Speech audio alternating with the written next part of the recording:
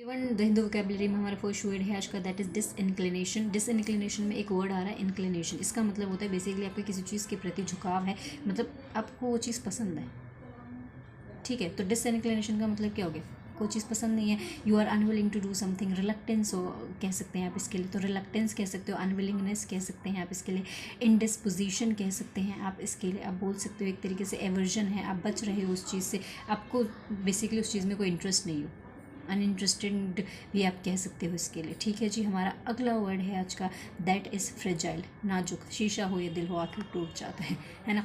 तो आप इसके लिए डेलिकेट कह सकते हो, फ्रेल कह सकते हो, फ्लिम्जी कह सकते हो, टेनुअस कह सकते हो, फीबल कह सकते हो, इनफीबल कह सकते हो, वीक कह सकते हो, वल्नरेबल कह सकते हो, ससेप्टेबल कह सकते हैं, एंड प्रोन टू भी कह सकते हैं, एक्शेल भी कह सकते हो आप इसके लिए, फीबल भी कह सकते हो, इनफीबल भी कह सकते हो अगर मैंने नहीं कहा है। तो हमारा अगला वर्ड है आज का, दैट इज़ पेरिलस, खतरनाक है कोई चीज़।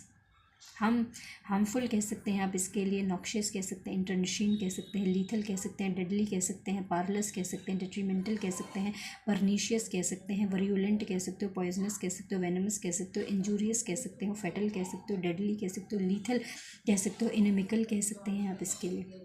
ओके जी। हमारा अगला वर्ड है आज का, that is tend to. Tend to something का मतलब होता है आमतौर पर, अक्सर, क्योंकि वो आपका पैटर्न है, वो आपकी हैबिट है। So that is tend to. Example के लिए, I tend to forget my keys at home, मैं आमतौर पर अपनी चाबियाँ घर पे भूल जाता हूँ, तो क्योंकि वो मेरा पैटर्न है, वो एक तरीके का मेरी हैबिट है, जनरली मैं यही करती हूँ, है ना। So basically I tend to मतलब मैं करती हूँ, मैंने एग्जाम्पल दिया है, ठीक है।